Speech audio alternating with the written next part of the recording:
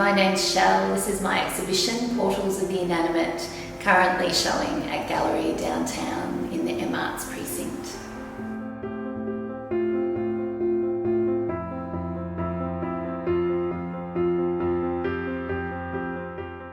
So the concept for Portals of the Inanimate, I guess, was spurred by the idea that objects in art were in fact less worthy traditionally than subjects that I guess had a soul. So, you know, that would be people and religious and mystical subjects, animals.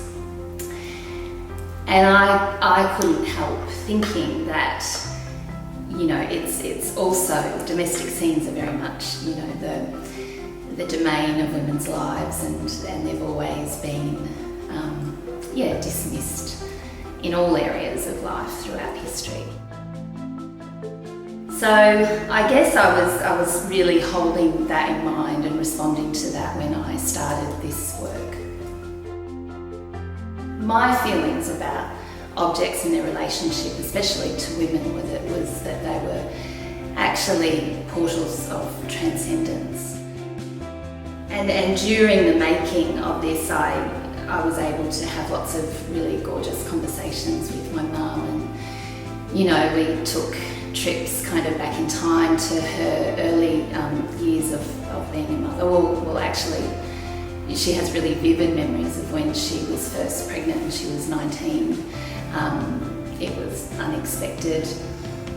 My dad and her were together, but he was working away for, you know, often weeks and months at a time at the shearing sheds.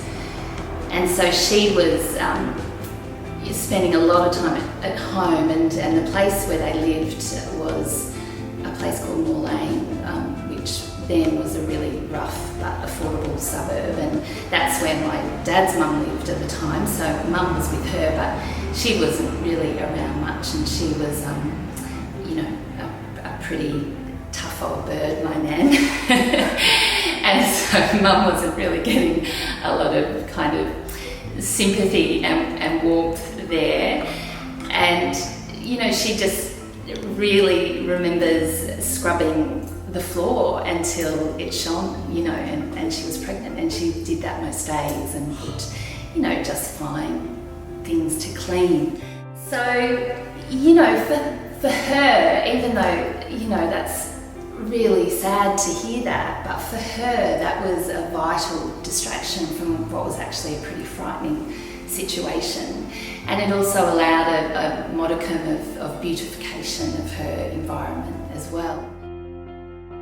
So, you know, acquiring sort of beautiful objects was something that she aspired to. She wouldn't have had a lot of objects then, but for her those objects really would have signified, you know, social mobility, and I guess like a visual testimony to her rising out of that scarcity, you know, the scarcity of that she was experiencing at that time, and also from her childhood. I mean, she grew up in a very working class, quite poor household.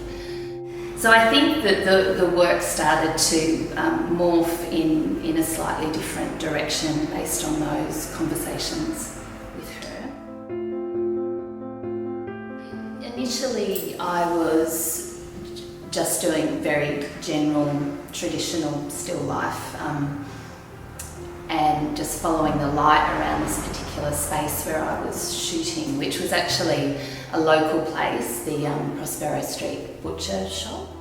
It just worked so well, you know. I would spend pretty much every afternoon there and make sure I was there for a certain time of the day when the light was going down, and it would shine through one of the big windows into a kind of small cave-like room.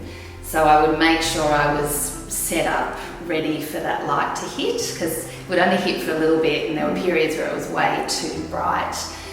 So I would just have to wait until that timing was perfect, and then, you know, madly try and get some shots in that space.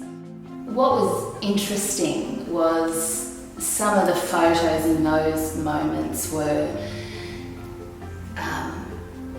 just so radiant, you know, they just hopped with this incredible, vibrant, bold colour. And so then when I photographed anything else, it just felt a little bit flat to me. So that really ended up, I guess, leading the theme. And I think it started also with those conversations with my mum. It started to become about my childhood, and I grew up in the 70s. So I think those bold, vibrant, almost psychedelic colours and these conversations with mum, I just nailed it down a little bit more. With most of my art, I really hope that the viewer can actually step into the story with me and have a similar experience, but also have their own experience with it. Yeah, I guess I like the idea that it connects us in terms of, you know, on lots of levels, but our humanity especially, I think that's always been important to me.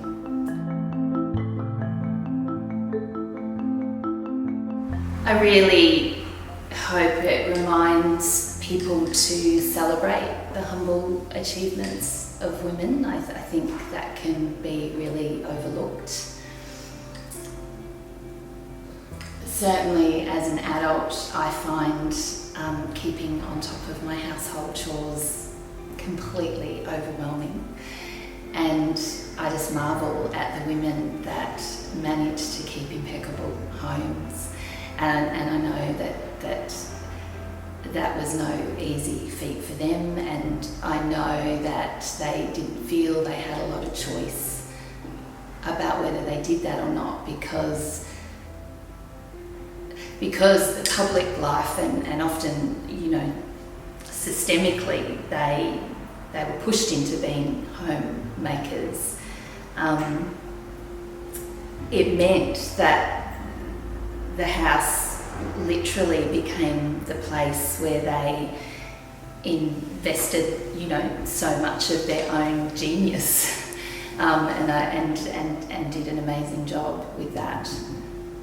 But many of them could have done anything